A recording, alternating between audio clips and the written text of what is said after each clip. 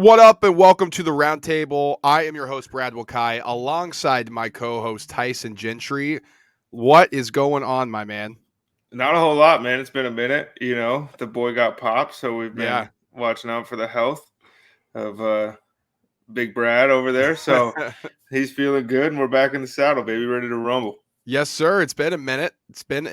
Yeah, like Tyson alluded to, I got popped with a little bit of COVID, so I've been quarantined in the room. Feeling good, though. Feeling there. You've just been quietly sequestered in my room, so I may be losing my mind. I can't tell. Well, I mean, your takes are never, based in reality at all, anyway. So like, it's gonna be hard to tell. Yeah, exactly. So maybe I'm I like how you making up said that too. nonsense. I Just a don't know. little bit of COVID, not a lot. You just got popped with a little bit of COVID. Just a tiny bit. That's what it was. It wasn't the full thing, I guess. I don't know. Just in Yeah. my mind, it was just a pop with a little bit of it. Hey, we'll take it. We will take it. But Tyson, we got a lot to talk about, especially on the NFL front. And as promised, we'll get into the NBA later in this week. We got a lot to talk about in the NBA as well. But there's a big fight, two huge cards, boxing world and UFC world, Tyson. And as we always like to do, we touch on that because we're all big sports fans here. I mean, what a fantastic weekend that the UFC put on. Holy smokes. Yeah. I mean, isn't it weird? Like back in the day, it was, they're stupid. They're crazy for trying to compete with boxing. And now it's like, Canelo's waiting in the locker room for 2.5 hours before he goes out for like these fights. And I mean, these cards are announced so far in advance by the UFC. You got to move Loma. Like you can't leave that on the same Saturday as Amanda Nunes is fighting and Dustin Poirier and all those guys. Like I thought it was a bad move by boxing. Well, and it's ESPN, so they're stubborn. They have their stuff planned, in advance. It wasn't pay-per-view because Lomachenko fights on ESPN. I watched both just because I have come to like Lomachenko. Always respect him. Wasn't a big fan. I like him now. And I said to you a little bit, he looked as technical as ever in his fight. He lacks like this pop in his hands now. He just doesn't have that dynamite just from the eye test. And of course, he's probably going to go out and knock two people out in a row his next two fights. But it just looked like it was missing something just from my side. And I watch a lot of boxing. He doesn't seem to have that power in his hands anymore. Well, I think he's just one of those guys that for a long time we've been spoiled by how good he was. So just a tiny step backwards for him makes it seem like the Grand Canyon formed between like certain skills that he had before. This is like it's still really hard to hit the guy. And then when you do, you're catching three for the one that you give him. He's quicker than you, he's faster than you, and smarter. He's one of the smartest boxers, of the modern days. Ring control is crazy. And all that stuff was on full display, really. I mean, he didn't put it away like we're used to seeing, but it didn't, and I was watching out of the corner of my eye, right, while the UFC fight was on. So I might have missed something. I might be misspeaking here, but just from having it on and looking at it for in between rounds or whatever, it didn't look to me like he was ever really super in danger of losing. He wasn't the fight. Yeah, he was not. I mean, he was in control the entire time. It wasn't a matter of if he was gonna win. It was a matter of when. And I thought he was gonna knock out Comey at some point. I mean, he was begging the corner to throw the towel in I think the 8th round, and then 4 rounds in the next 4 rounds he couldn't finish him. That's where I kind of came to a sense like, he just doesn't have that steel in his hands like he used to. But really good fight. The card was good. A lot of up and coming young fighters I got to see. And that was exciting. Muhammad Ali's grandkid, he went to 3-0. That was cool. Some other younger guys, like Olympic silver medalist for the United States, he's coming. Keyshawn Davis, that's a name to remember in boxing. And then this guy, the big heavyweight, maybe the next great American heavyweight from Tulsa. That's all I can really remember right now. Or Toledo, Ohio. That's where. This is why you got to put these fights on the Jake Paul undercard, so we all learn their names. Yeah, seriously. I mean, it's crazy. But Tyson, let's get into the UFC because that's what was the talk of the weekend. As much as I love boxing, that was a massive, massive card that UFC put on, and what a show it was. I mean, fighters knocking each other out, big, powerful punches. So go ahead and you just dive in. You're a UFC guy here. Share with the audience just what you thought of the weekend on Saturday. I mean, I loved the card, first of all. I think, like, Ponzinibbio and Neal going to decision was, like, one of the only ones of the entire fight night from, 4 p.m. all the way through the finish that we got with Charles Oliveira over Dustin Poirier. But like I texted you before the fight started. I just said I have a weird feeling that Amanda's either going to lose or retire if she wins after this fight. But I didn't expect her to look like that. I just know one thing is that she's faced so many people for so long that we're just so scared to get into the octagon and fight her, get in these firefights, and all of a sudden she's standing across from somebody who not only is not trying to stay away from those situations, but actively engaging in them. And then it was like, oh, Amanda's never really been that technical, right? She hasn't been hit hard since probably the last time she fought Shevchenko. Really, it's been a long time since she's been cracked. Maybe Misha at UFC 200 or 196. So it was like, what the heck? But then to see her get tapped and the way that she went out was questionable. Yeah, she was ready to get out of there. That was a quick one, which I don't mean to pass any judgment on, but this is a Brazilian Jiu-Jitsu black belt, right? That just got basically knocked down, got her back taken, and got choked like in no time. So to me, that was a little disappointing, but it paid well. So yeah, it was I mean, that's probably the biggest upset since.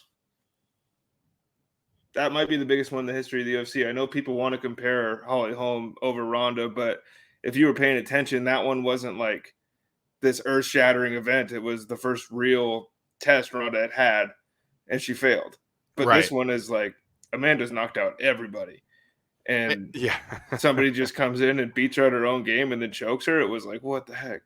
Yeah, that was big. I mean, Juliana Pena, you got to just congratulate her. Hats off to her. Awesome. And she seems like an awesome ambassador for the UFC too, which was cool because as much as we all love Amanda, I mean, if it was up to Dana White, I think that he probably would have rather had a different champion in there over the last 6 years or so. Yeah, I mean, and here's the other thing too, and you mentioned it. I think it was just the way everything unfolded too, is we're so used to Amanda Nunes, like you said, just dominating these fights. When she doesn't knock you out, she'll submit you or do whatever. She can't just because she's so dominant. And then Juliana Pena went in there and she had a game plan. She said what she was going to do. She said it going into the fight. Yep. At the press conferences before the fight, just like how she's going to win. And then to see it manifest was like, whoa, I can't believe what I'm watching right now.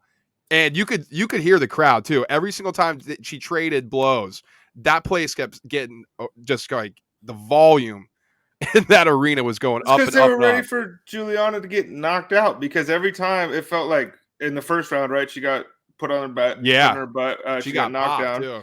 And then in the second round, they start getting into another little firefight, and Amanda stumbled her pretty badly with a jab. It looked like.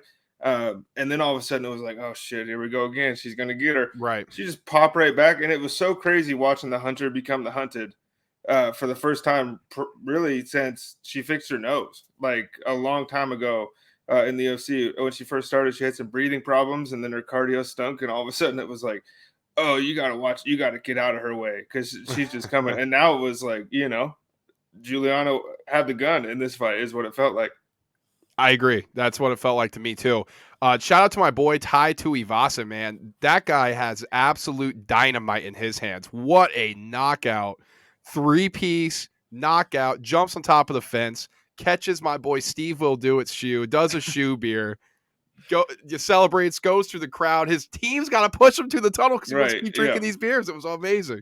He probably is the best thing to happen to non-title contending UFC heavyweights in that division, maybe ever, because for a long time it's been like just boring guys, like they're gonna swing and bang and they might knock each other out, but when he fights, somebody's going down, they're going down quickly, and if he wins, the after party is better than the fight. It was lit. It was lit, and I was like, we're gonna start this card. We're gonna start Tai Tuivasa at this place on fire. Hey, and it stayed, rolling that way. Even like the Ryan Hall fight, which is two grappling specialists, they were still throwing stuff at each other the whole time. So it wasn't like there wasn't really a boring fight all night. I will say I had the most fun watching Montana's own, baby. Oh, Sugar yeah. Sean. I was going to bring that up next. This dude just gets better and better and better. And yeah, he lost to Cheeto, and I hope that they get to run that one back. Look, I don't know if he's championship material. I don't even know if he's top 10 material because I haven't seen it. but he's fun as shit to watch Yeah. kick these cans, and just the way he does it, he's he's got like he's throwing crossovers in, like fadeaway jump shots and stuff. He's doing stuff that, like, when Connor first came in and was doing it, people were losing their minds. And he's just throwing, spinning wheel kicks to start fights, and now it's just like, oh, whatever. He's got rainbow hair. He's not a threat. He's a threat, ladies and gentlemen. He's fun to watch, like you said. And the other thing is too, he's so unorthodox. Like, you can't figure out what he's gonna do. And I think you're right, at this level that he's fighting at right now, these fighters he's fighting at right now, that helps him because he gets these crazy knockouts and he's a spectacular show. But sometimes, when you're unorthodox, it can work against you as well, because then you're out of position. The more technical guys, while you're open trying to do some crazy shit, then they just pound you. This is my question for you about Sean O'Malley. When is he going to get better fighters that he can actually fight? We can measure him up against, and so we can say, okay, he is getting title worthy, or he's legit, or he's just a fun guy that we can watch. Like, what's the next step for Sean O'Malley? I think you got to ask Dana, because Sean, I think, said a while ago that once he gets his new contract and he gets paid more, then he'll move up and fight these guys. Well, people haven't been paying attention. He's getting paid more, right? He's called out Cody Garbrandt like a ton of times over the last year and a half. Cody drops down. Didn't turn out to be a good move for him, but he was trying to fight him that whole time. He's been trying to fight Dominic Cruz. He was the one who initiated the Cheeto Vera fight. Like, they're not being like, oh, you need to fight Aljamain Sterling, and him being like, I don't want to do that. He's ready. Dana said that the only way you get ran up the ranks like that is if you're Hamzat Chimaev, pretending like Brock Lesnar didn't fight for a title after 3 times in the UFC, or Conor didn't skyrocket directly up, or Izzy and Anderson Silva. It's like, dude, you've done this. But he knows, right? He knows when he has a genuine superstar in his hands that maybe it's just better to build the brand. I mean, the kid's 25, 26. If you pay attention, the average age of the UFC fighter, I think the median's like 32 or 33.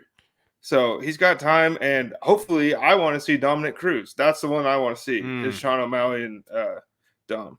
And that he had a good fight himself on that same card. That'd be 2 tough as nails guys going at each other. Both pretty unorthodox too, Dom Cruz and O'Malley. They're kind of carbon copies of each other in a way. Well, I want to see if Dom's gonna, like, if anybody's gonna wrestle him right at that division, it'd be Dom. And I could also see him getting fed end of career Frankie Edgar to keep building that resume off of, because 3 years ago he probably loses to Frankie if they fight right now, but Frankie's been in some wars over the last 3 years. He's been in them for the last 25 years of his life inside the octagon, and he's been the victim of some highlight reel knockouts lately. The last one he was on, he got his face turned 7 years old by that front kick. And the one before that, he got flying knee. So, like, Sean could do both those things at once, maybe. I don't know how you top those. Yeah, then he can get a title fight. Let's close off this discussion with Charles Oliveira and Dustin Poirier, because that was the big ticket. Charles Oliveira not getting respect in the betting market. Dustin Poirier comes in the favorite, after his 2 victories over Conor McGregor. But listen, normally, I'm going to go for the guy I like, which is Dustin. I like him a lot. I respect him. I think he's a really good fighter, really good dude. But I learned a lot about Charles Oliveira besides just you telling me about him, just like watching the lead up to the fight, learning about who he is, his upbringing. Like, I'm a fan of Charles Oliveira. So it was, I didn't care who really won this fight. I was going for Dustin, because I know more about him. I like him. But man, dude, Charles Oliveira is a phenomenal fighter.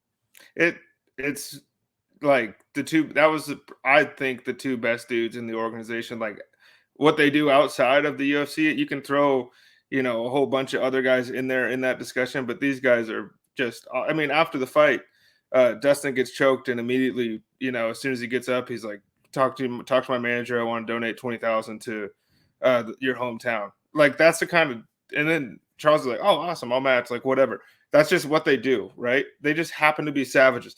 Charles Oliveira started 8-7 in the UFC, 10-0 since. All finishes besides Tony Ferguson when he almost snapped his arm off of his body. This dude is murdering people. And instead it was like, oh, Islam should be next in line. Like, let's talk about Islam. Let's talk about Gaethje. Let's talk about Michael Chandler. Dustin beat Conor twice. He's just silently, on the sidelines, killing everybody nobody else wanted to fight until you had to fight him. Knocks out Michael Chandler.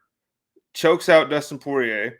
And if he takes care of Gaethje, I mean, the only dude that could beat him at 155 weighs 210 pounds right now and lives in the mountains in Dagestan. Like he's putting together one of the better 3-year resumes in recent memory. I was impressed, very impressed with Charles. Excited to see the Gaethje fight. You know, people are kind of handicapping that a little bit. Well, Gaethje, he hits harder than Dustin and this and that. What's your prediction? Who do I think would win that one? Mm-hmm. I think Charles would win. I think Dustin's better than Gaethje since he, took care of Dustin pretty easily. I think Charles would choke him too. That's what you texted me, and Yeah. I tend to, more. I tend to go with you on things like this. I don't see why he wouldn't. It just, I mean, Gaethje's a wrestler, so maybe right. not as easy, but yeah, I mean, submission's a little bit different, right, than college wrestling. And MMA math doesn't work, and it never has worked, but I'm going to use a little bit of it right now just to simplify things. Charles isn't supposed to hit hard, but he knocked out Michael Chandler, and Gaethje hit him with everything but the kitchen sink and didn't. Not saying that means Charles hits harder than Justin, but that means he hits pretty freaking hard. You don't have to, say, well, he's going to get out. He's just the power difference. What power difference? These dudes are the best in the world at what they do. They both could get knocked out at any time, but they could do it to each other. It's not a one-way street. Yeah, that's well said. All right, well, that is our fight night recap.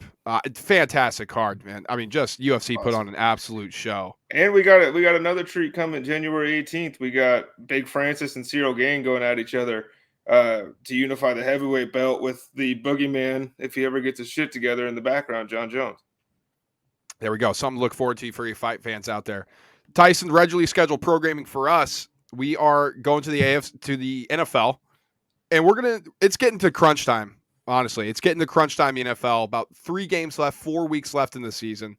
Teams who are ready for Cancun, they're dusting off their golf clubs. Teams who are getting ready for the playoffs, it's time to go. And so what Tyson and I are going to do today for the listeners out there is we're going to look at the AFC, we're going to look at the NFC, where teams stack up, give you the current playoff picture, and the people kind of knocking on that door. We're going to separate these teams into 3 tiers. So we're going to have our top tier, which is the Super Bowl or bust tier, our middle tier, which is like the missing something tier, and then our bottom tier, which is like the happy to be here, happy to be in the mix tier. So we think we're going to have some good insight for you here. And let's get this rolling, Tyson. So AFC, let's start there. Let me quickly run through it and give you an idea about the teams we may be discussing. So in the AFC right now, the number 1 seed is the Patriots at 9-4. They would have the bye as we stand right now, followed by the Titans and Chiefs 2-3, also both 9-4. Then followed by the Ravens and Chargers at 8-5, sitting in the 4-5 seed, and then the Colts and the Bills at the 7-6, the 6-7 seed, both with a 7-6 record. Now, right behind them, knocking on the door there, the Browns at 7-6, the Bengals at 7-6, the Broncos at 7-6. Then a little bit further down, you got the Steelers 6-1, so that tie actually helped them out. And then the Raiders and the Dolphins, we'll see. But those are the separated by 1 game. Honestly, he's like 6 and 7. That's 1 game difference. So I want to include them in terms of they're right there with 3 games to go. So Tyson, man, or 4 games, I guess. But Tyson, I mean, it is jumbled in the AFC. Lot to discuss here. If you want to start giving your tiers out, or you just want to give an overall picture, feel free to jump in and just give a picture of where you're at here. Well, first of all, you want to start at the top or the bottom? Let's start the top. Okay. I'm going to just start it off and not even get into a whole overview of the AFC because I think slowly I'll do that. But to me, as currently constructed right now in the AFC, there is 1 Super Bowl or bust team. It's the Kansas City Chiefs. Oh, man. Everybody else, to me, has like the Patriots, right? They're the number 1 seed. I'm still not there on this team. The Bills have been kind of, they looked good for 2 quarters last week. They looked horrible for 2 quarters and they ended up losing. They're not sitting pretty right now. They're a wild card team. They're going to have to go play somewhere else. The only team in the AFC that I would consider moving up, and this one might be a little controversial, but it's the Tennessee Titans. I still really like this team. I think they're going to get Derrick Henry back for the playoff run. All indications are they're going to get A.J. Brown back next week off IR. And then they might be back, to playing Titan football, which had them at the number 1 seed in the AFC before Derek went down. But Kansas City, man, like so much has been made about the offense not looking great over the last really 6 weeks. If you take out the Raiders game, Mahomes has like 2 touchdowns or something like that. This is like a completely different version of the Kansas City Chiefs teams the last couple of years that we're used to seeing. But that beast on offense still lives in there somewhere, right? And they showed us that on Sunday. Clyde Edwards-Helaire has come back off IR and all of a sudden looked like what they thought they were going to get when they took a first-round running back. He is averaging more yards per carry, I think, than he ever has before. They're finally utilizing him out of the backfield in the passing game, which is huge. And he's taking a ton of pressure off the rest of the offense. When you have to worry about Tyreek Hill, Travis Kelce, and Clyde with Patrick Mahomes behind center, it's a lot scarier than one or the other, right? Because when the whole offense is moving together, I think the offensive line's gotten better as well as the season's gone on. It's just the defense out of nowhere, bro. Like, I think the most opportunistic defense in the NFL right now, the way it looks. At the beginning of the year, you couldn't pay me enough to watch Daniel Sorensen have a deep ball thrown on him. Now when they throw the ball, I'm like, oh, somebody else is back. That might get intercepted. Before it was like, who's open and by how many yards? And now it just feels like they're taking those lanes away that you could beat them with, which credit to coaching, really. Yeah, for sure. And the addition of Melvin Ingram, allowing Chris Jones to go back inside, that's been huge. They've been getting after the passer. Like you mentioned as well, schematically, they look a lot better. Spagnuolo tightened things up. Tyrann Mathieu moved back to more of a playmaking role instead of like that kind of free rover type of deal, which has helped them out a lot. Ball hawk, kind of doing what he did, honestly, at LSU, right? Where he's just always around the ball, always making plays. And the defense looks great. I mean, they've carried this team. When the offense was struggling, the defense has carried this team. Still, the offense, there's just something missing. Not missing, I guess, because they got all the tools in the world with Mahomes, Kelce, Tyreek Hill. The bunch. Yeah, I just don't know why it's not pieced together. And against the Raiders, sure, because that's what they do against the Raiders. But it's been 13 games, and we're still like, we still haven't seen the best of this offense. Is this offense what the Chiefs are? Honestly, I mean, is this just what they are? You better hope. If you're playing them in the AFC, you better hope, because if they find that next gear, they might be boat racing teams in the playoffs. Like, no, I don't think this is what this offense is. I think this is a weird version of it, and I think that they're trying new things and that they haven't been in years past. I think once we get back to Travis Kelce sitting down at 7 yards, and then all of a sudden you got to bring a safety down, Tyreek Hill single cover, we got a touchdown. So I think that Kelce being a little down this year, honestly, is what's kind of derailed that thing, because for 3 or 4 years now, we've been talking about they need a wideout too. But it just takes, 6 more games of, if they win the bye, I guess, of Mecole Hardman or Sammy Watkins stepping up and fulfilling that role, which Josh Gordon. I haven't seen enough of those guys this year doing it to say I'm confident in it, but I've seen enough in years past of them being good enough that I know they can. And that's where I'm at with this team. Yeah, I think, okay, so when you're talking Super Bowl or bust, it's in the AFC. Clearly, the Chiefs are in there. For all the reasons you pointed to, we know what they are, right? 2 Super Bowl trips in a row, 1 championship, 1 loss to the Bucs last year, have strung together a massive amount of wins. I think 7 in a row is what we're at now with the Chiefs. So they're getting ready they're cranking it up. They're getting ready to go here. So I agree with you. Listen, I can't believe I'm going to say this, and because they've made me look like a complete fool this year, but I have 2 teams here besides another team here besides the Chiefs. It's the Bills. And I do it just not, I guess maybe not just where they're currently constructed right now, but maybe it's just more the expectations of this team and the expectations surrounding this team entering the season, because AFC And Championship that's last 13 year. weeks ago. I understand, but listen, they have the talent. Like, it's not the talent issue. They were in the AFC Championship last year. They have a franchise QB stud, Josh Allen. They have a bona fide wide receiver 1, Stephon Diggs.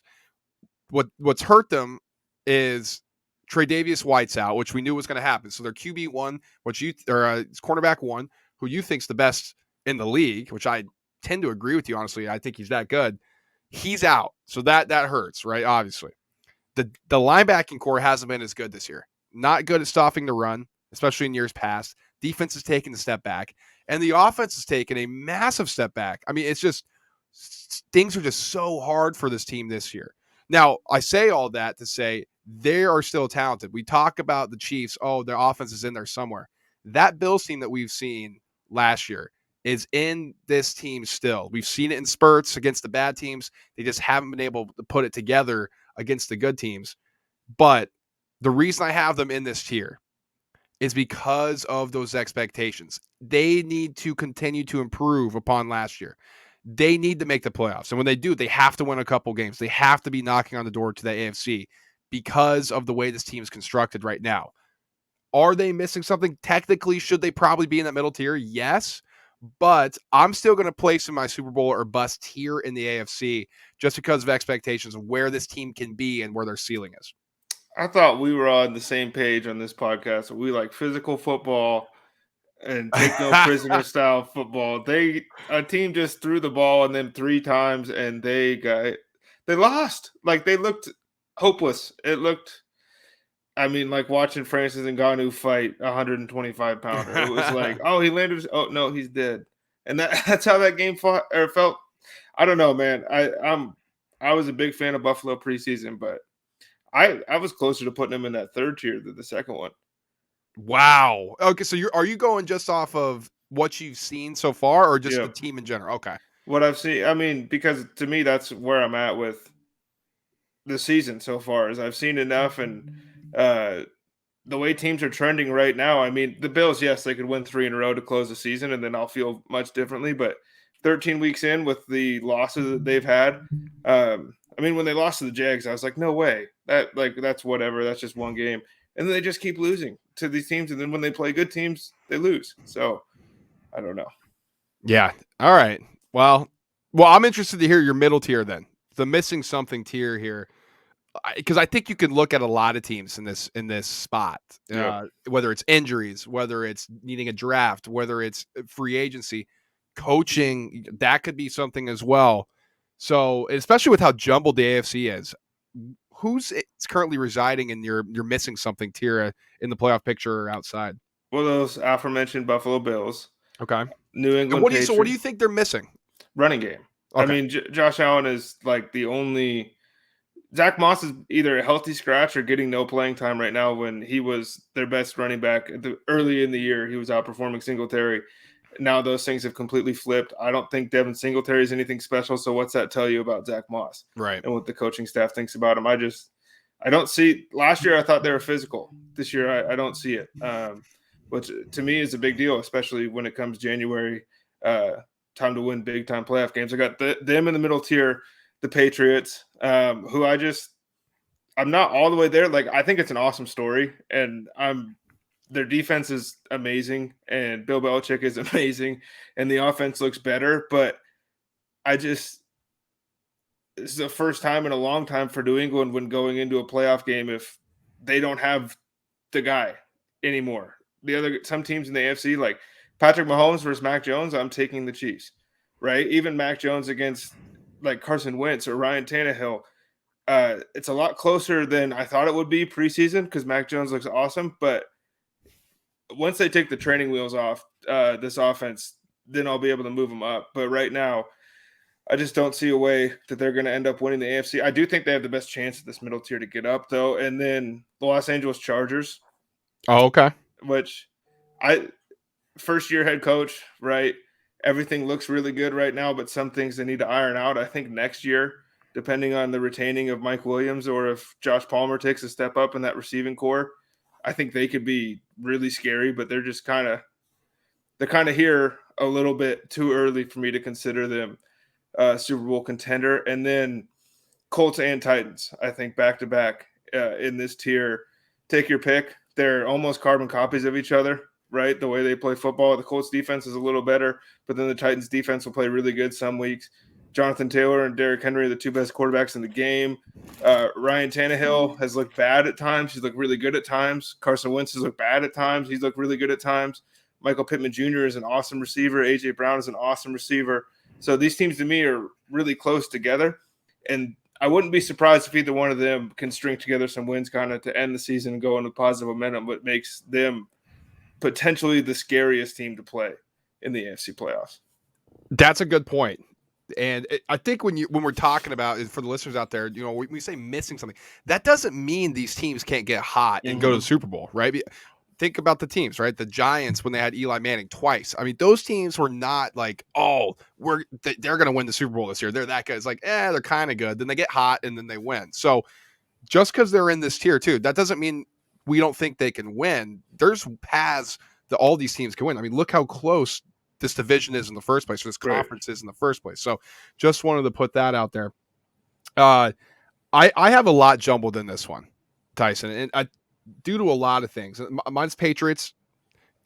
Listen, it's great that they're here. Mac Jones is a rookie, and we've seen a lot of times Bill Belichick and Josh McDaniels, they don't trust Mac Jones a lot, and I think they're reserved on any of their quarterbacks this young. So it's not a criticism or a referendum on Mac Jones himself. I think they like the kid a lot. I mean, I know they like him a lot, right? They went with him over Cam Newton. They easily could have brought back Cam Newton or decided to go with him. So they like him. It's just, let's just not put too much on his plate. We have a good run game and we have an offensive line built to run the football. We don't need him throwing the ball 35 times. We can get away with 23, pounding the rock with Damian Harris and Stevenson.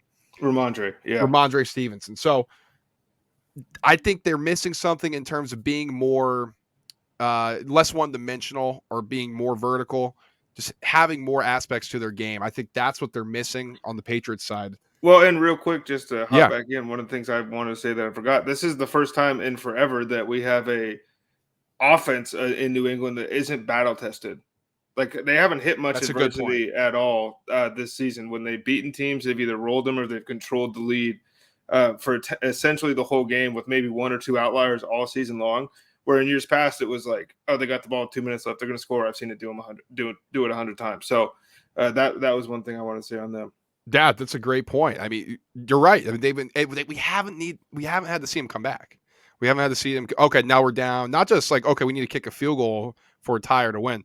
We're down 14 points. We got to go and we got to make this interesting. We haven't seen that yet. That's great. Titans, listen, they're banged up. But I don't need to go too much more in on the Titans for missing something. They're just missing health, right? No Derrick Henry. A.J. Brown's hurt. Julio Jones is hurt. I still think that defense, although playing better, is just missing some pieces on that ball, that side of the ball, whether it's more lockdown corners, more pass rush. You kind of pick your poison there. But that's what I think about the Titans. Ravens, again, health. If they were healthy and this was their season, I think there'd be a lot more questions about the state of the Ravens and Lamar Jackson. But right now, I mean, 8-5 with how banged up they are. Right. We'll see how they finish. But it's been impressive by John Harbaugh. I'm not going to lie. It's been a hell of a coaching job by him this year. Chargers, they're missing something. And I can't put my finger on it yet, Tyson. If it's, and I want you to help me out with this. I know you went through them, but I want you to hear my thoughts on them. Is it the rookie head coach? Is it the second-year quarterback? Or is it just the fact that they're the Chargers and we're like, oh, we know that they lose, or we know they lose big games. They can't get there. Like, let's figure out what it is with the Chargers that they're just missing something. Well, I think if you look through their schedule this year, is it twice that they've beaten somebody who is like we consider good teams? Chiefs, right? Chiefs. Right. They beat the Chiefs, and then they got blitzed by the Patriots. So they lost to the Cowboys. Lost to the Cowboys. Yeah, they look good on Sunday though. But like, you got to show me, and I just think this team is missing just one more. Keenan Allen is awesome. Austin Eckler is awesome. I'm not talking about the offensive side of the ball. I think they can score plenty points, keep up with anybody. But Bosa is an awesome player. Derwin James is an awesome player. Chris Harris is still pretty good. It's just like one true superstar on that side of the ball. This is what we thought we were getting with Derwin James. He's been a lot better this year, but he's still just kind of almost feeling his way back into the game. He could be that guy. If Joey Bosa gets back to his form, he could be that guy. But right now, he's like kind of like he's still a very, very impactful player, but it's not the Joey Bosa that we thought we were getting his first couple years in the league. So I just think they're missing one piece. But again, Herbert's going to come out and throw for 500 yards and 5 touchdowns in every playoff game. They're going to smoke everybody by 40, and we're going to sound stupid. I'd be surprised if that happened. I'm going to go down the record there. I'm going to go out on a crazy limb by saying I'd be shocked if Herbert did that. For me, when I'm watching his team, it just doesn't feel like they're always connected. Right. You know, like, okay, so on this spurt of the game, the offense looks awesome, right? They're moving the ball down the field. Herbert is settled in, looks great, finding his weapons. And then the defense, okay, we just gave up a long drive or, let them drive down the field. Like in that Broncos game, like they couldn't get him off the field. Okay, then the defense finally steps up. Now the offense is sputtering. Like, oh, now we're going 3 and out. We're long drive, miss a field goal, long drive, miss. We got to settle for a field goal instead of a touchdown. It's just those things with the Chargers. I think it's just they're just not connected unit, and maybe that's what I think they're missing. It's just they just haven't quite clicked in all phases of their game at one time. And I don't know how they can really teach that or really fix that. Obviously that's going to have to come from coaching. Obviously, going to have to come from players performing. But it just feels like the Bucs have it, right? The Bucs, it just feels like when it's time to go, they're going to go. Chiefs have that same feel about them. And honestly, the Chargers kind of feel like the Packers to me, where, okay, the offense is really good, but the defense struggles, or the defense is playing really good. Now the offense is like, we need a touchdown there. We just got a field goal. That's going to come back to hurt. So that's what I'm feeling about the Chargers. Does that make sense to you? Yeah, and I think the only thing to fix that is time, right? And that's kind of what the crux of this whole thing was about. Yeah. And the good news is he got your franchise QB, and it looks like you got a hell of a coach there with Brandon Staley. So, you're second tier. It's not Super Bowl or bust yet. So that's a good sign for the Charger, especially sitting at 8-5 with the 5th seed and Justin Herbert's second year. Rounding out my middle tier here, Colts. I think you said it. This is a scary team, man. When it gets cold, they have a freak of nature in the backfield. Jonathan Taylor, like 220, pure muscle with a 4.4 sprinter speed. I mean, 4.34, I think. 4.34. There we go. That's so crazy. Woo, and then you got an offensive line that creates holes in like brick walls. I mean, it's nuts. So you're telling me all Carson Wentz has to do when he gets in trouble is just turn around, hand the ball off to his guy, and he's going to get like 6 yards. That's perfect for Wentz. Play action off of that, which we know is his specialty, playing out of play action. Michael Pittman's coming in the form. So you believe in the Bills more than you believe in the Colts? I do. And I said a lot of the Bills thing has to do with expectations. So maybe it's just where I expected the Bills to be. That's why I haven't Super Bowl or bust. Right now, I honestly think the Colts are a better team. Because you just described the way to beat the Bills, and it's all the things. Well, they beat the Bills that way, right, too. Exactly. Yeah. I mean, what's missing is something on that defense, though, right? I mean, that's what I was waiting for. Yeah, it's just the defense. I mean, we know Darius Leonard's a freak.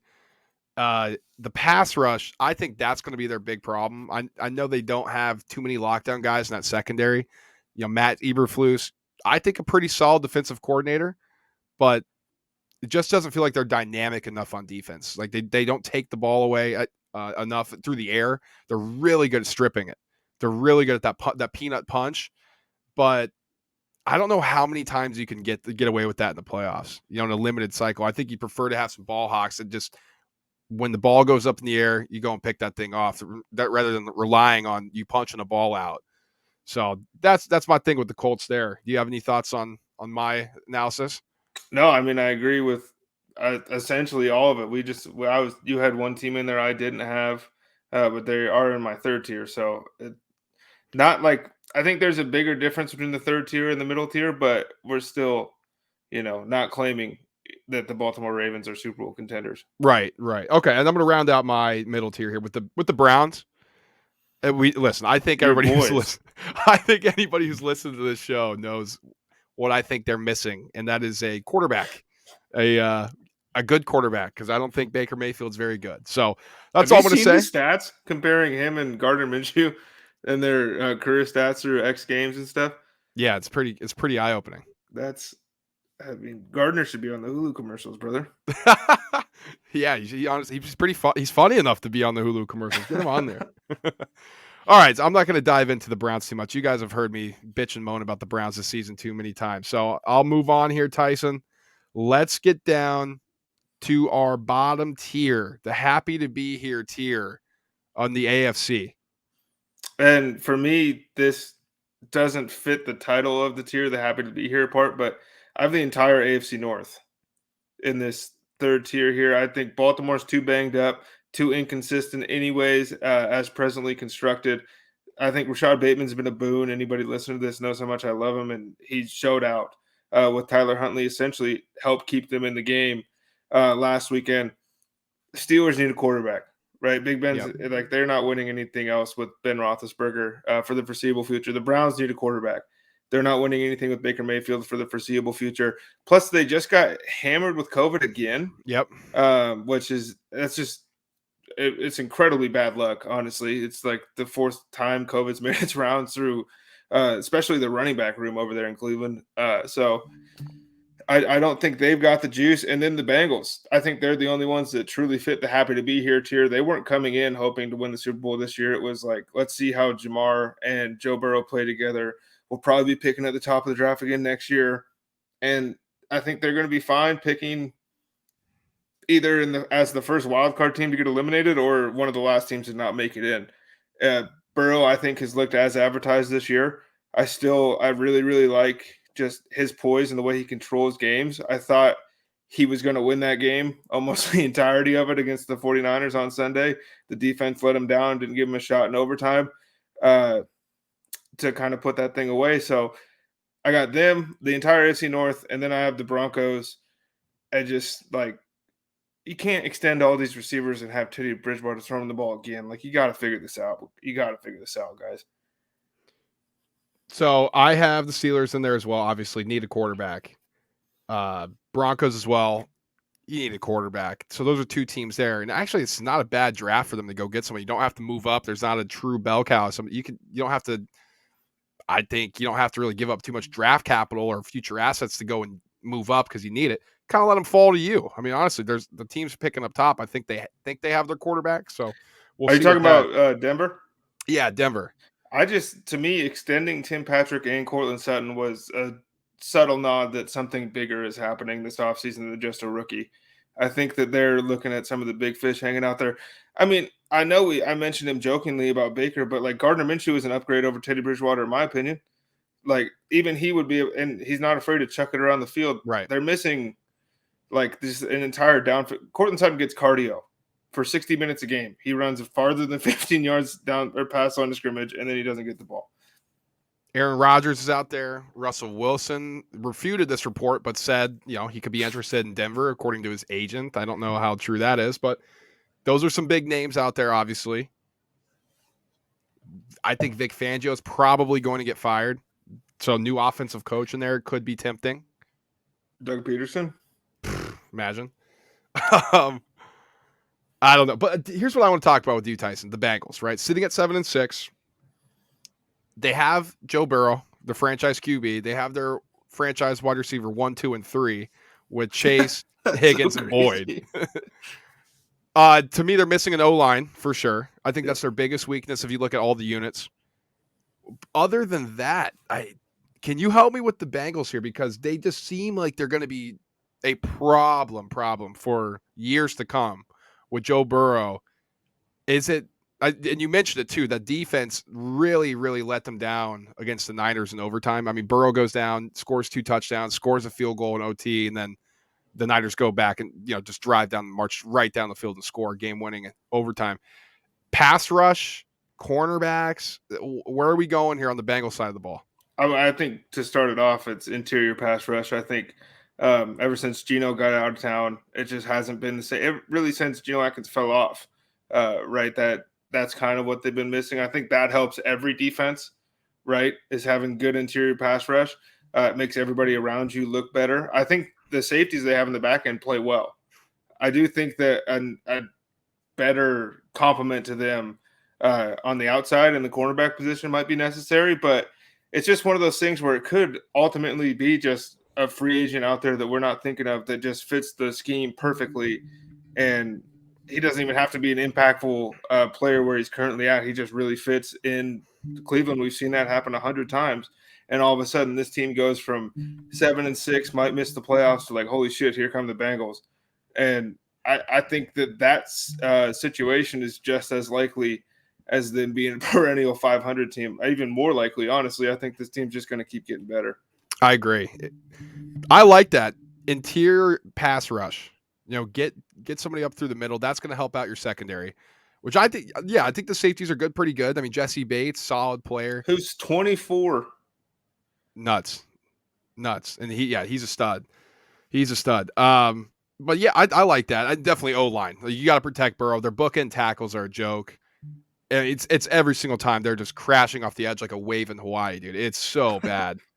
So that's definitely something they got to focus on here. So you hit a home run with Jamar Chase, pairing him up with Burrow. I know a lot of people said you got to go Penei Sewell, but man, that's a home run with Burrow with Jamar Chase. So get a tackle.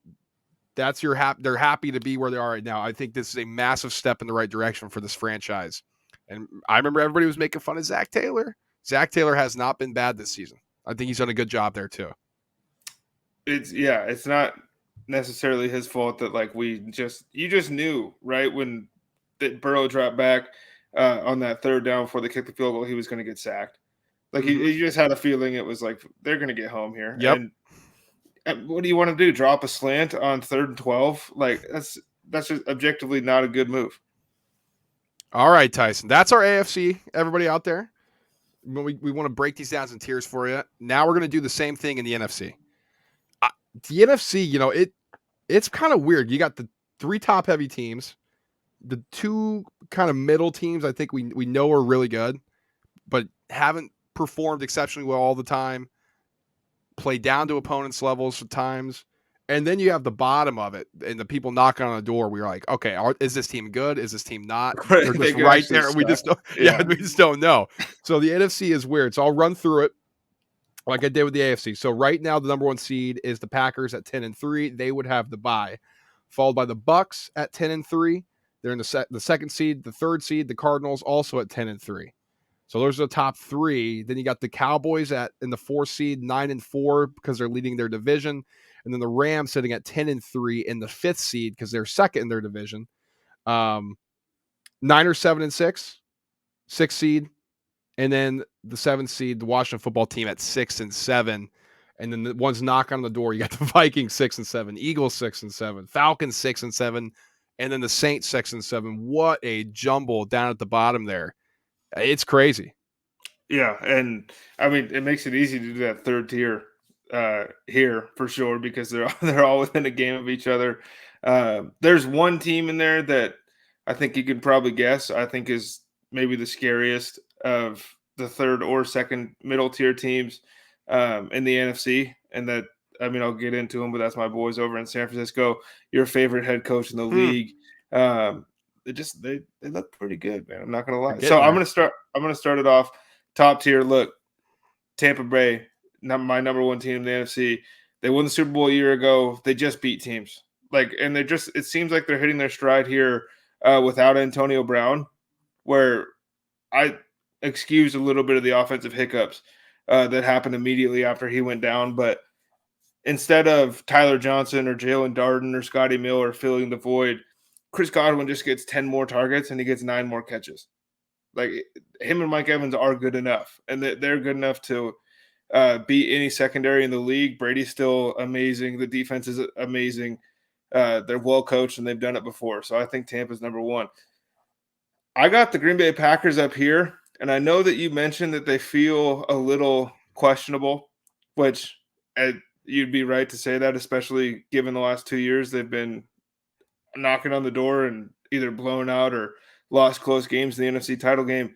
But to me, this is the first time where it feels like you said that the offense and the defense are never on the same page, but they are picking each other up more than they have in the past. It feels like the Bears jumped all over them on Sunday night, and Rodgers and the offense kept it moving. They kept working, and then and the defense stepped it up, did their jobs, and they ended up basically having the game in hand at the end of the third quarter, where it looked like they were on the verge of getting majorly upset for the first 15 minutes or so. I think the defense is better, and I do believe that A.J. Dillon is just adding another dimension to this offense that they're kind of been missing the last couple of years, just a pure power running back that you can line up with and go. They haven't had a lot of 2nd and 6s in the playoffs over the last couple of years, and A.J. Dillon gives you a 2nd and 6 almost every time you give him the ball on 1st and 10. I think that's going to be huge. And then I didn't really want to put him in here, but I got to give some respect to the Arizona Cardinals. Ooh, man. I didn't expect them to be here, but what sold me on this team was when Kyler Murray went out and they went and they beat San Francisco in a divisional game that they needed to win, really, because San Francisco really needed to win it. And if you want to keep your division rival low on the totem pole, you got to beat them, and they beat them with the backup quarterback. I know they didn't look great last night. Kyler honestly hasn't looked great in the last couple outings as far as throwing the football. This team is just so electric on offense that it just takes, 3 or 4 really good drives going into the playoffs that they find what they're trying to do. Hopkins gets healthy again, and all of a sudden they're scoring 40 on everybody. I love it. The Cardinals are electric on offense. I mean, they are. Are they the most fun offense in the league? Right now, probably. I was having that discussion today. I know people love the Rams, especially after last night. But when Stafford's clicking, man, that guy throws fucking seeds. Yeah, he throws lasers. Just darts, man. I do. Speaking of the Rams, I want to make a correction. They're 9-4. I was looking at the wrong record, so they are at 9-4 in the 5th seed right now. So not 10-3. They're 9-4. I have. Let's see, 1, 2. I have 3 teams in the Super Bowl or bust here in the NFC. The Packers being being one of them. I think A.J. Dillon. I know that's your boy, right? You love A.J. Dillon. I think you're right when it gets cold out. It's a little different look than Aaron Jones, who is I think, more of like a scat type of guy, right? I mean, he can run through the tackles. He can't put his head down and go, but really good out of the backfield as a weapon, passing the ball. A really good speed guy. But A.J. Dillon, man, just turn the ball, hand it off to him. That's 4 yards, 5 yards, churn it. And when it's cold, Collinsworth was saying on Sunday night, man, it's even if you're 250-pound linebacker, it's not fun tackling another 250-pound man in the freezing cold. And that's an asset that the Packers have not had in a while. And the last time they did, actually, when Eddie Lacy was skinny, he was pretty damn good for him. Oh, yeah, and I just like the difference between those two those two situations is Aaron Jones wasn't playing with Eddie Lacy. Like, this dude is also, just by the way, he's top 10 in the league at his position. He can do all the things that you need of a running back, but now he doesn't have to, and you can keep him fresh, which is just a huge advantage for Green Bay. They're also Super Bowl or bust because of the expectations, Tyson. Back-to-back NFC Championships games, back-to-back shellackings, one by the Niners and then one by the Bucks. Now everybody's like, oh, the field goal thing. Like, dude, the Packers are getting their ass kicked. Go back and watch that game and tell me that they weren't getting their ass kicked up and down that field. And I love how everybody just points that one thing. Oh, the Packers could have won. It's like, I'm going to go with no because they got thoroughly dominated in every phase of the game. But that's just me who watched the game. But yeah, okay. That's just me who loves the Bills. That's just me who just loves the Bills. Packers got to show it to us, though, Tyson. I mean, how many times can we say the same thing? Aaron Rodgers is great. Man, this Packers team is really good in the regular season.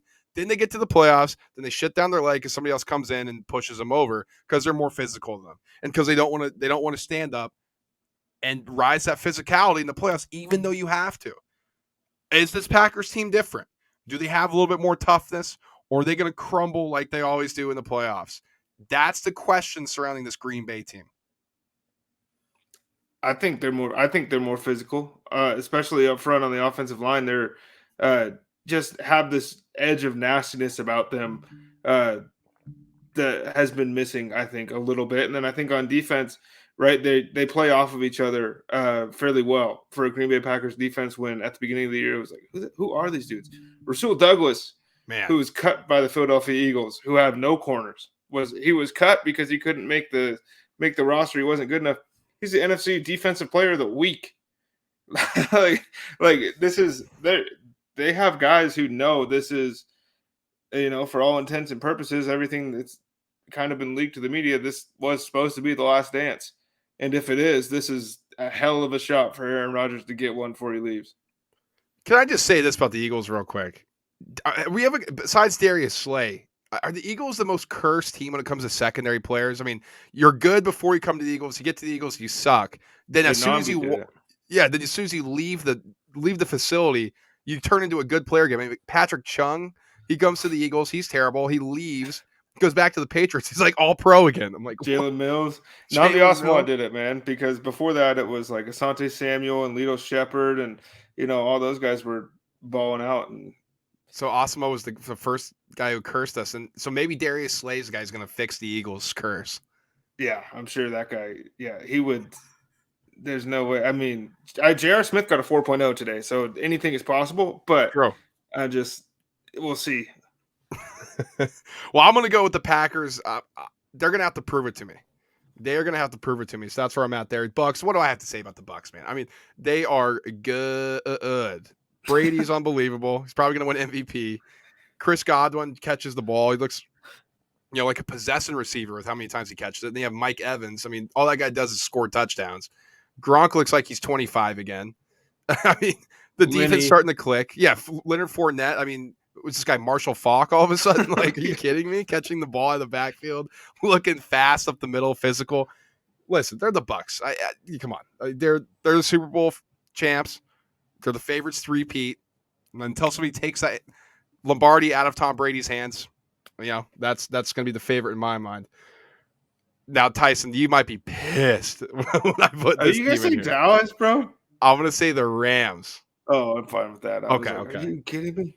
I was thinking about it. I almost marked them down. But I would laugh. I would need a new co-host. Let's get Dak Prescott. Right. But the Rams he's not going to have shit to do come January, so you can talk to him. The Rams are in this tier for me, the Super Bowl or bust tier. Again, mainly because of expectations. Listen, you mortgage your future. You better have a good present.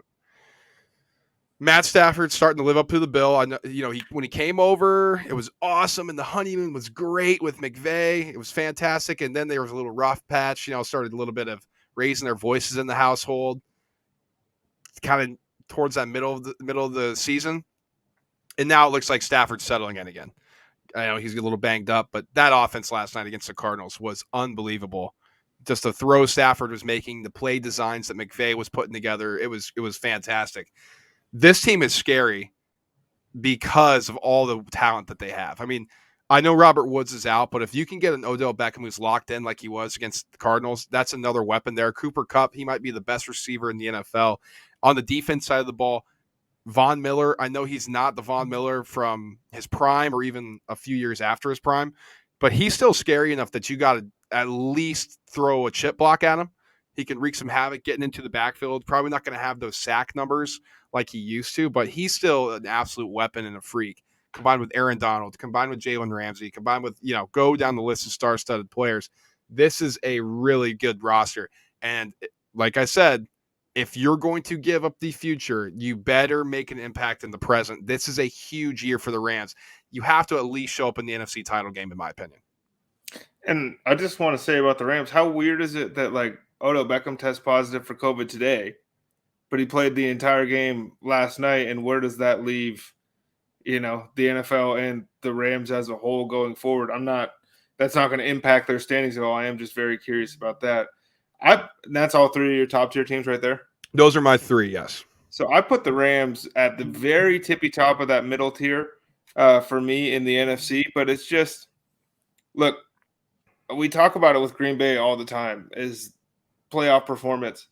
And this was a team last year with the number one scoring defense that a lot of people picked to beat those same Green Bay Packers in the playoffs. And I think Aaron Rodgers put 36 on them or something like that, in which I thought was, not as difficult of an offense to stop as Green Bay seems to be running this year.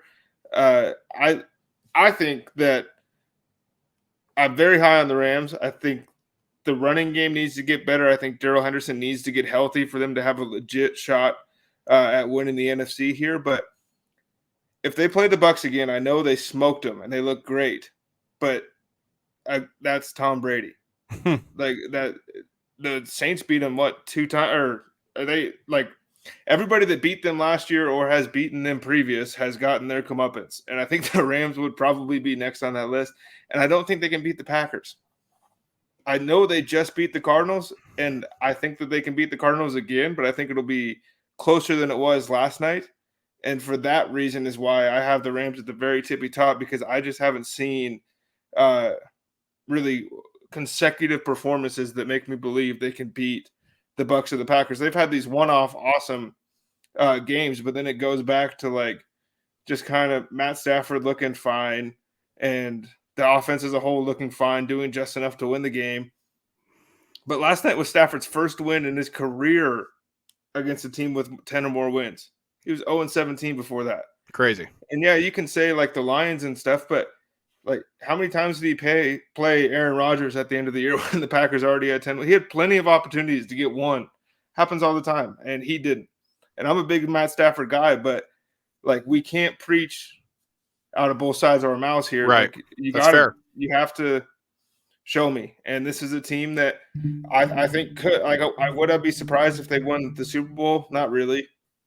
But would I be surprised if they got bounced in the second round? Not really. And that's the difference between them and the top three to me. Interesting. Okay. Who else is in your middle tier? You're missing something. I got the Dallas Cowboys from the NFC. Look, Tony Pollard tore his plantar fascia or whatever. Apparently, he's supposed to be back soon. Zeke, obviously banged up. Dak hasn't been playing well. The defense is kind of falling back to earth just a little bit. Micah Parsons is probably the best defensive player in the NFL. Woo. Trayvon Diggs might be the best ball hawk in the NFL.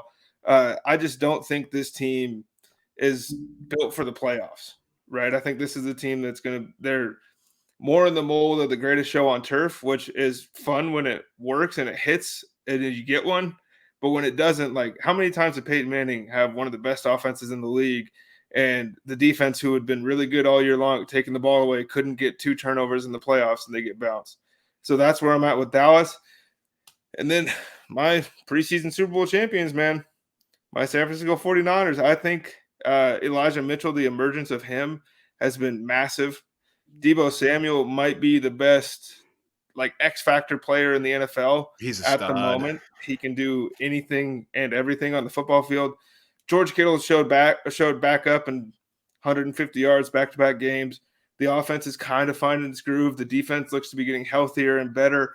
It's just like I can't rely on Josh Norman, right, to be one of my 2 best cornerbacks in a playoff game, especially against Matt Stafford or Kyler Murray, Tom Brady, Aaron Rodgers. They're going to get picked apart, or even Dak Prescott for that matter. So, unfortunately, I got to bump my boys down. I like what you said about the Cowboys. And, you know, I was high coming on the Cowboys. Tyson laughed at me on this show. Laughed at me. But is their ceiling the same today? Hang on, before you start, is their ceiling the same today as you said it was preseason? Yes. Yeah, I think so. I think you're right. I think I just haven't seen enough to deter me from getting off that. I will say, though, I think the injuries to the running game, that does concern me overall. I think both of us coming in, we didn't think Zeke was going to have this, he's going to be great coming back. But I think the 1-2 punch of Pollard and Zeke at its best, you know, that's where I expected this running game to be. It's just formidable. One guy goes for 60, one guy goes for 40, 30. You know, gets you 100 right there. Keeps the defense honest so that his weapons, that Dak Prescott's weapons on the edge can eat, right? CeeDee Lamb's a number 1 now. Amari Cooper's a damn good number 2. Michael Cooper, he's going to look good in the Eagles uniform next year. Michael Gallup. I was so confused for a second. I was Michael Gallup. Michael Gallup's going to look good in the. You think he's going to Philly, huh? I hope so, man. I hope so. I wanted the Eagles to draft him out of college, and then Dallas picked him right over the Eagles. I was pissed, but I watched him. You know, that's what happens when you gamble. You know, you watch all these guys like Colorado State. Michael Gallup, like, ooh, he's good. But I agree, man. The Cowboy, they do have that feel, right? The show on turf. You know, they play in a dome. It doesn't feel like they're as physical on the offensive line as they used to be. Where it's going to get cold in Lambeau. Okay, let's go push them around. Oh, we're playing the Bucks, who are stifling on the run defense. Oh, we can't move them, so we're never going to have to rely on Dak Prescott to throw the rock around the field. They are just missing that one thing, and I think it honestly is physicality, right? It just feels like that finesse team. Like, okay, we just want to throw the ball all across the field. We want to get CeeDee Lamb going. We want to get Amari Cooper going, just all the way down the field. Throw. It's like, yeah, but that's not really how it works in January. That's not how it works when it's cold out, and everybody's revved up for this one game, and we watch your tape, and there's coaches who started to prepare your tape for this one scenario in case we do play the Cowboys. Like, it's just different in the playoffs. And you got Mike McCarthy. I actually think he gets a bad rap from a lot of people. I don't think he's great by any means. I don't think he's some slap that everybody else likes to think he is. I think he's fine. But it is Mike McCarthy who's come up short with Aaron Rodgers, and Dak Prescott's not Aaron Rodgers. So that's my thoughts on the Cowboys. Cardinals I have in this tier, Tyson. I know they barely sneaked into your number one, but they're in my missing something tier. Similar to the Chargers almost in a way, where I'm just like, they're really good. They're hard to believe in for some reason. I don't know why. Like, and we've discussed this too. What is it? Like, is it the Cliff Kingsbury thing? Is it the Kyler Murray? He just kind of makes, like we saw on Monday, like, dude, spike the ball. Like, what are you doing? That was the stupidest shit I've ever seen. And people are trying to blame Cliff Kingsbury for that. I'm like, that's your quarterback who needs to spike the ball. Like, I knew to spike it. Like some kid playing Madden all day would spike that. Like, that's just what you're supposed to do. And I don't know if it's plays like that or just, Kyler Murray just throwing. He has these spectacular plays, but he also has these balls that he throws. Like, dude, what are you throwing? And why is it so underthrown? And why'd you put it there? Is it the Kingsbury thing, Tyson? Is it okay, we just can't really buy into this team who was bad like 3 years ago or two, whenever I think that's what it is. For me personally, when I was thinking about it yesterday, I think it's like really dim. Like before the season started, like these are the guys, and then right. if you watch them, they have been that team really for the majority of this season. They've been either the best record or tied for the best record in the NFL. That doesn't happen by accident. But even when you're watching them, it's like, oh, they'll blow it, and then they don't. But how many times does that have to happen for us for it to like click in your head? That like, oh, this is a good team. But even last night, going into the game, I was like, Rams plus 2.5 is easy. Like, of course they're going to win. I don't know why that was my thought process in my head, but it was. I was on the Rams as well, thankfully. That was a big win for us then, Tyson. Big win for the show. I like them. I like this team a lot. I like their future a lot. I think Cliff Kingsbury is another guy who gets a bad rap. Like, oh, Kingsbury's such an idiot. I'm like, actually, he's a pretty good coach because he's turned this thing around quick. And Bill Belichick gave him his flowers, which was huge. I don't know if you saw that or the listeners saw that, but yeah, that was pretty cool. But yeah, they are just missing something, and so that's why they're in this tier. And then my last team in this, I have 3 in this tier. Is your Niners? Is it Garoppolo? Is it my lack of belief in Kyle Shanahan? Or maybe is it my dislike for Kyle Shanahan? Is it that defense is just not as menacing as it used to be? Probably a combination of all of them, to be completely honest. It just feels like at quarterback, they're limited when you look at the top teams. I'll take Rodgers, Brady, Kyler Murray, Dak Prescott, Matt Stafford all over Jimmy Garoppolo. Kyle Shanahan's good. He's a good coach. I'll admit, just seems like he makes stupid decisions and just stupid stuff that he does. And I'm just like, God, how does this guy get a pass for that? So maybe that's some of it too. But I think the biggest thing is that secondary.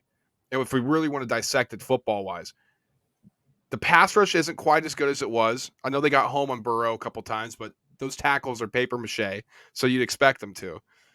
But when the Bengals decided to throw the ball and they protected Burrow, I mean, they were carving up that secondary. I think when you look at a Rodgers, a Brady, and a Stafford, they're going to have a field day against that secondary. And that should be the concerning part for the Niners. I think that's what they're missing to really vault them up. I mean, yeah, Lenore or something is the rookie's name, like the 5th or 6th round pick. I know his last name's Lenore. I'm blanking on his first name, but he's been thrown into action here quickly. And he's looked, you're pretty happy with that being a late round draft pick, but you're not happy with where you thought you were going to go this season, and then the fact that he's had to play nearly as much as he has, and then on your point on if it's Garoppolo or Shanahan or whatever, I think like those two things are the same thing to me. Okay. Like I just think that Garoppolo is an extension of Shanahan on the field in that he doesn't like he's so quick on the trigger. If his guy has even an inch of room, he fires that thing, which is the difference between him and Trey Lance. But sometimes it's like you like that was a stupid play call. But then there's somebody else on the other side of the field with 4 yards of room. But Jimmy saw Kittle turn around and threw it as hard as he could. So to me, like that's Jimmy is he's going to look really. Maybe he goes to Denver. Even then, it's weird to think he's going to be on the market, but I think his days are very numbered. And imagine him in Cleveland. That would be good too. Oof, man, interesting stuff there. All right, Tyson, let's close this out with the happy to be here tier in the NFC. I got the afterthoughts of the NFC East. Really, just Washington and Philly. Dallas has ran away with this thing. I don't know if either one of these teams are even good. Like, right? Not like good enough to make the playoffs, but like, are they even good enough to have 6 wins? But then sometimes they look like they should have 7, 8, 9 wins when they play good teams and they play well. It's just that there's too much going wrong in Washington and in Philadelphia. And then the Vikings lost to the Lions. They look like crap for 45 minutes of every game that they play, but somehow they pulled out 6 of them. And then the Falcons. Like, what? How is this team sitting here with 6 wins right now with the limited amount of things they're able to do on offense, the fact they can't stop anybody on defense, they have 6 wins. Like, Kyle Pitts is slowly murdering every rookie tight end record there is, but they're so boring that nobody's really even talking about them.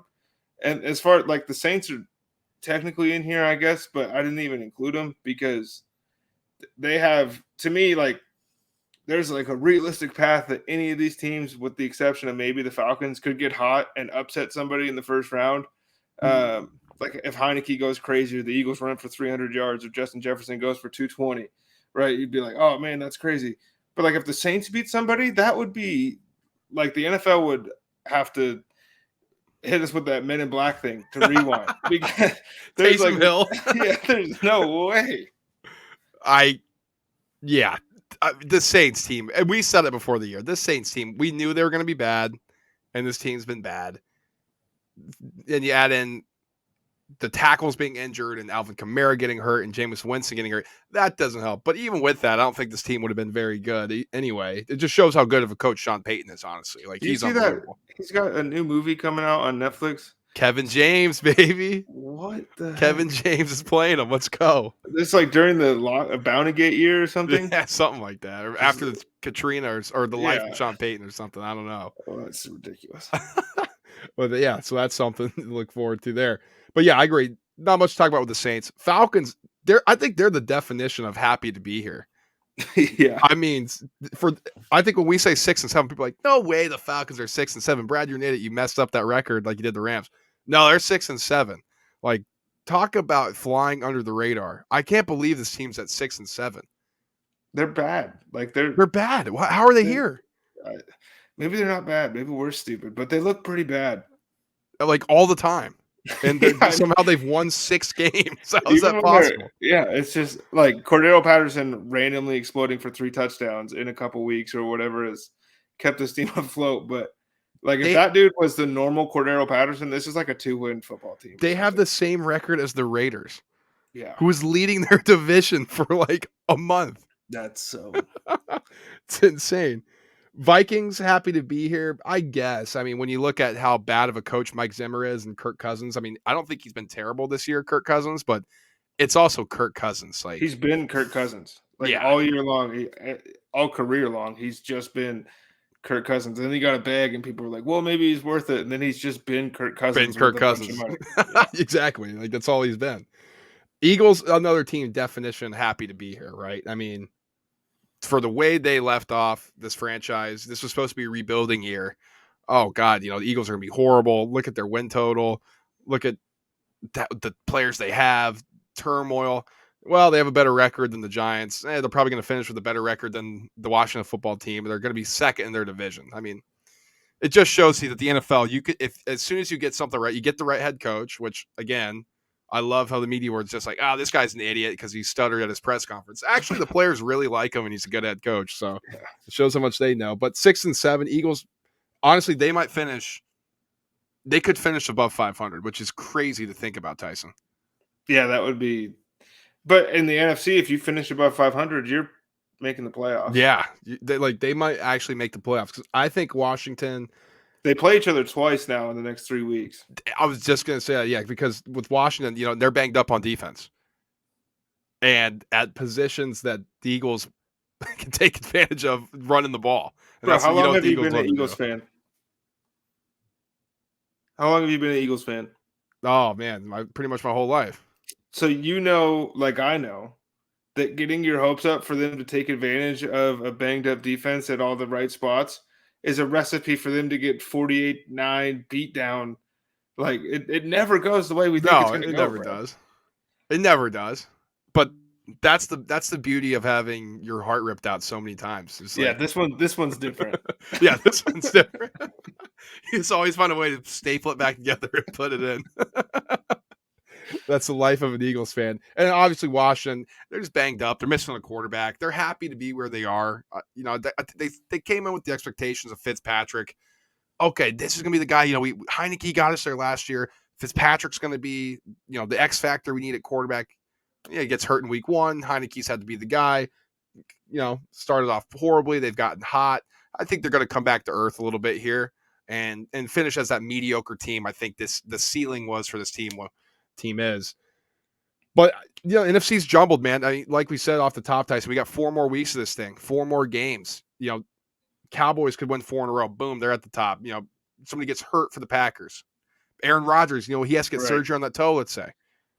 That's lingering out there. I mean, it's just so many things that could happen the final 4 weeks that we wanted to dive in here and just give you a little preview for the listeners out there, just where we're at, as we turn into the last month and last few weeks and how the playoffs are looking and what Tyson and I think of each of these teams. Yeah, and one team we didn't mention today, I won't spend any time on them, but look, man, if Miami rails off 3 or 4 and makes it in, I won't be surprised. Playing Right. good. Play the Jets. Play the Jets on Sunday. Could be a win. Yeah. Let's They're go to playing well. 7-7. Your They are boy playing well. Tua sucks to everybody else except for NFL general managers and his teammates. And me. And me. I might be the last guy on that fucking island, but I'm going to be wearing the Tua jersey saying surfs up, baby. Let's go. Oh, man. Tyson, unfortunately, we like to close these shows money-making time. But since the COVID issues for Thursday, Chris Jones is out. He's in COVID protocol for the Chiefs. Rashawn Slater out. COVID protocols for the Chargers. Keenan Allen, is he going to be back? FanDuel has nothing up right now, really, besides passing props. So Tyson and I are going to be able to give you guys out there true good bets, unfortunately, on this one. But anything that you like on the side right now, on FanDuel, Chiefs are down to 3-point favorites. They got up to 3.5 earlier before the Chris Jones announcement. Is there anything you're leaning towards right now or anything that you can advise on a bet on the side or a total? Well, I think Chris Jones being out is worth more than half a point. I'll say that much as far as the line goes. But it's so hard not knowing what they have anything set at to be like confident in. Austin Eckler 84 yard. Turns out they had him, at 87. So you're actually Right. taking the under or whatever. So I don't know. I know it's going to be a banger though. I know that it's to me this is. I know I talked about Kansas City and I'm not super concerned about the offense, but I think they owe the Chargers one for the way they got him earlier this year. So we'll see if Kansas City can pull that off, or if the Chargers are ready to be here and ready for the moment to challenge for that crown, because they're not all the way out of it in that division with 4 games to play. They win this one, they're right back staring the Chiefs pretty much in the face at a race to the finish line. So it's a very important game. I'm leaning over in this one. I think with no Chris Jones, it should free up some time, even with the banged up offensive line for the Chargers. I think Herbert should be able to sit back there and find his guys and drive the ball down the field. And then on the flip side, this could be a game, like you said, Chiefs owe these boys one, man. They owe the Chargers one. Can they finally get this offense rolling against a formidable team? Against the Raiders twice, that's fine, but we need to see it against somebody who's actually a contender here. Right. And doing it against the Chargers at home, when you really biggest game of the season for them so far, that would be a statement. I'm leaning over, but nothing yet, man. We got to see with this COVID stuff. That's unfortunately that's a big reality that we're facing in all sports right now. I don't know if you want to touch on it anymore, but beyond me just saying, that's something we got to, as gamblers, we got to pay attention to. As fans, for sure, our favorite players may be sitting out, or our team's going to be missing a lot of guys. So that's just a little PSA for me. COVID's going to be, from the projections that I'm hearing from these leagues and the PAs or the players unions and the player representatives, they're thinking the holidays is going to be a big thing, a big measuring stick, and then they're hoping after that it'll kind of get back to normal. Yeah. And so let's hope. That's all we can do. Yes, and my PSA is that Brad mentioned a 44-year-old was probably going to win MVP, and we breezed right by it. And that is how ridiculous Tom Brady is. And I think that deserves to be mentioned. He's going to win MVP at 44, and nobody gives a fuck. Like nobody's freaking out. It's crazy. All right. Well, we'll wrap it up here. Tyson, as always, fantastic. Appreciate you joining me, man. I know I made it a little difficult, being out on my own COVID list. Hey, that's all right. It's what is it? It's better than the commissioner's list, that's for sure. Yeah, that's for sure. That's for sure. For you guys out there watching us and listen to us, follow us on Instagram. Follow the Roundtable at _ the Roundtable Pod _ We'll be posting clips and everything. Follow me on Twitter at bwakai. Follow Tyson on Instagram at Tyson Gentry so you can see more of his beautiful face. We'll be talking NBA. We haven't forgot about you basketball fans out there. We'll dive into it. Don't you worry. It'll be coming soon. But until next time, guys, peace.